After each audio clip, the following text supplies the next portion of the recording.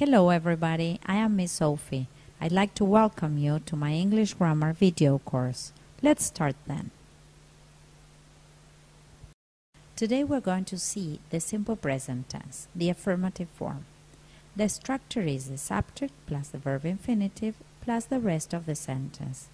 Remember that we have to add s or es to the verb infinitive in the third person singular. He, she, it. For example, I work in an office, you work in an office, but for he, she, it, we have to say he works in an office, she works in an office, or it works in an office. Most verbs add s. For example, work, works, drive, drives, run, runs.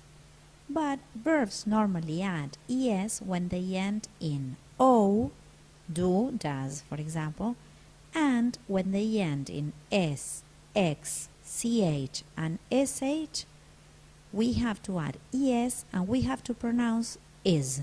For example, mix, mixes, miss, misses, catch, catches, push, pushes. Now we're going to see the uses of the simple present tense. We use it for permanent truths, for the present period, for habitual actions, for future reference, observations and declarations, and for making suggestions. Let's see the first use of the simple present tense, for permanent truths. We use the simple present tense for statements that are always true. Summer follows spring. The earth goes around the sun. The sun rises in the west. Another use of the simple present tense is the present period. We use the simple present tense to refer to events, actions, situations that are true in the present period of time or may continue indefinitely. For example, my father works in a bank. My sister wears glasses. Remember to add the s to the third person singular. He, she, it.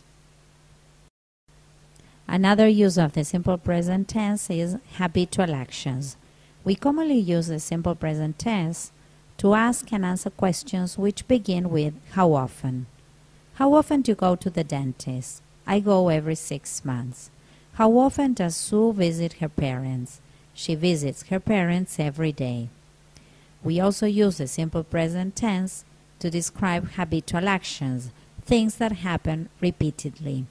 I get up at 7 o'clock every day, for example. Future reference. When we refer to timetables or programs or events in a calendar. The concert begins at 7:30 and ends at 9:30. The plane leaves at 11 and arrives at 3. Do not forget to add the s to the verb form in the third person singular. In these cases, for example, the concert begins, ends, the plane leaves, the plane arrives. We always add s or es to he, she, it. For observations and declarations, with stative verbs and other verbs to make declarations and observations. Stative verbs are like, love, think, understand, prefer, want, hear, see, appear, seem, belong, own, etc. For example, I love you. He hates me. We live in difficult times. We cannot say, I'm loving you, he's hating me, we're living.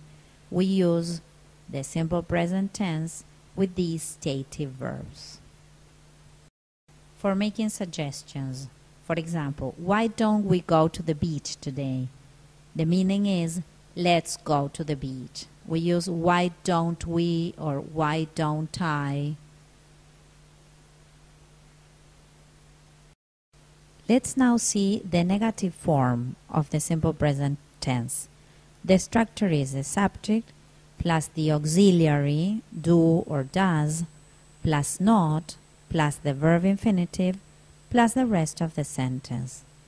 The auxiliary do plus not, whose contracted form is don't, is used for I, you, we, and they.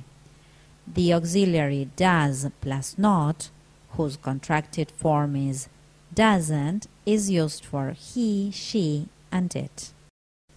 Let's now see some examples of how we use a negative form of the simple present tense. I do not work in an office. You do not work in an office. And remember, for he, she, it, we use does. So, for example, he does not work in an office. Let's now see the interrogative form of the simple present tense for yes-no questions. The structure is the auxiliary do or does plus a subject plus the verb plus the rest of the sentence and the question mark. Remember, the auxiliary do is for I, you, we, and they, and the auxiliary does for he, she, it. Let's see some examples of yes-no questions. Do I work in an office? Do you work